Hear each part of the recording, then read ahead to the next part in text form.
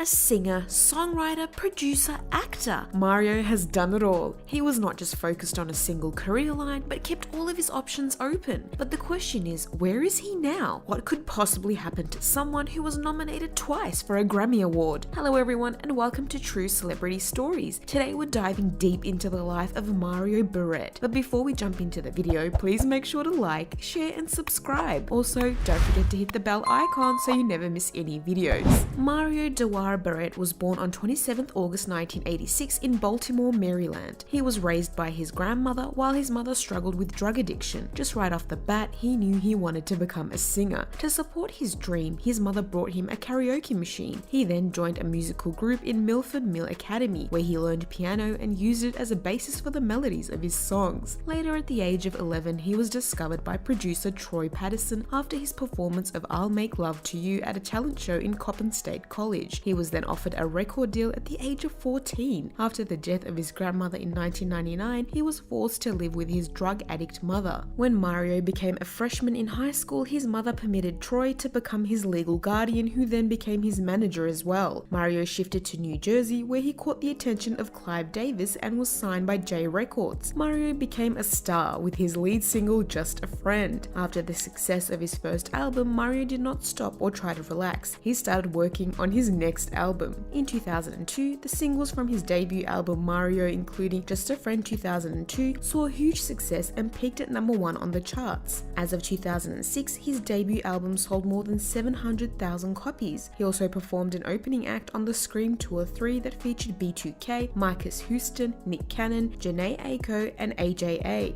After his debut album, he wanted to change his image in the minds of viewers as he wanted to record a more mature album. He took the help of well-known producers Scott Storch and Lil Jon. Later in 2004, he released his second album, Turning Point, which became even more successful than the first one because of the single track called Let Me Love You, which was certified as double platinum. This single peaked at number 1 on the Billboard Hot 100 for 9 consecutive weeks, and the album was certified as platinum. His second album and single Let Me Love You both even got him 2 Grammy nominations. Things didn't go well in 2006 as Mario filed a lawsuit against his manager of that time, Troy Patterson, alleging that he paid him $50,000 for the sale of 3 million records while J Records made $20 million.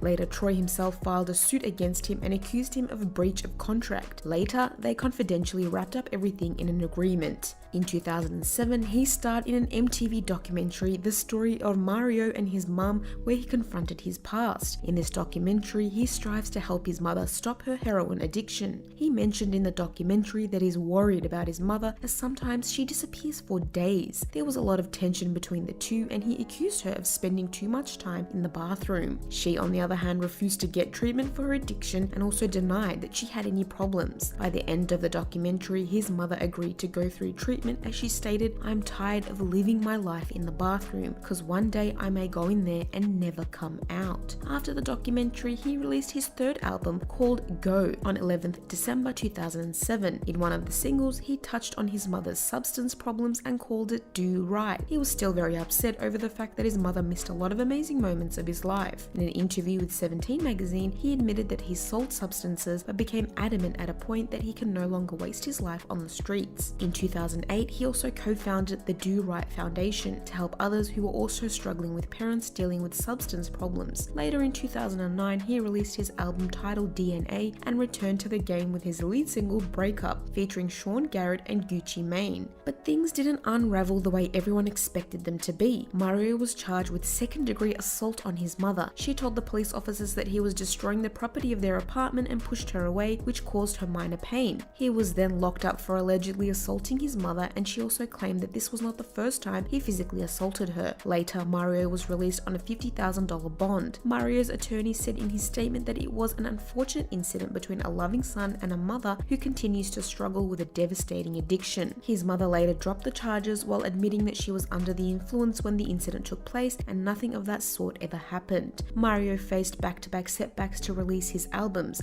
but the worst thing that could happen to him was when RCA Records shut J Records in 2011. He was then forced to record his singles with RCA. They were not able to release any album, and then Mario left the label due to creative differences. Later, he moved to LA. While being away from his mother, he admitted that his relationship with women was really influenced by his relationship with his mother, but claimed that he's in a better place now. In an interview with Vibe magazine, he said that he's personally grown and has dealt with things that happened in his childhood. While talking to Hot 97, Mario said that he got into celibacy for a year.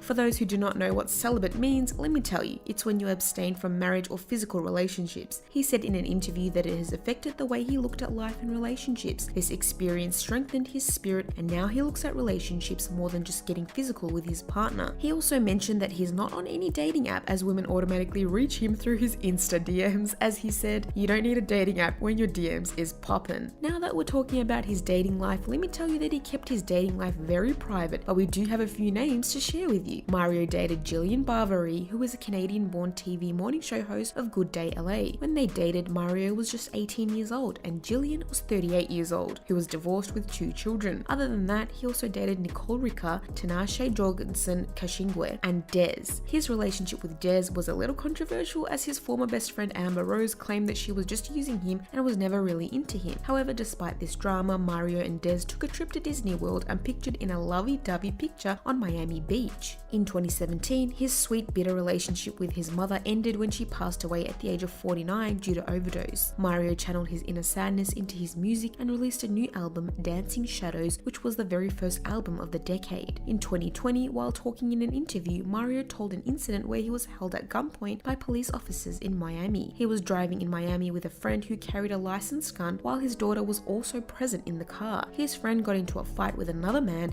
and both of them pulled out their guns. Then Mario managed to calm both of them and the other guy eventually left. That's when his friend got into the car while putting his gun on the armrest and went to use the bathroom in his building. In the meantime, someone who witnessed this incident called the police, while Mario and his friend's daughter were still in the car with the gun on the armrest. Suddenly, 2 cops came with their guns drawn to him, and when they asked about the gun, Mario couldn't think about anything and said that there is no gun. The officers saw the gun and asked him not to move and put his hands up. The situation only diffused when a female officer recognized him, but at that point he just forgot about being Mario and was just shouting, "Please don't shoot me." While telling this story, he also added that he's faced racism in his life, but due to his popularity, he's also experienced privilege. Other than singing, Mario has also acted in several movies and is also a part of the songwriting and production team at Night Riders that has written and produced songs for Jennifer Lopez, Chris Brown, Jordan Sparks, Usher, and Raven Simone. He has appeared in Step Up, a dance-themed movie, and Freedom Rider, where he played a high school student. That is not it. He's also appeared in multiple TV shows, including one of the most famous shows, Empire.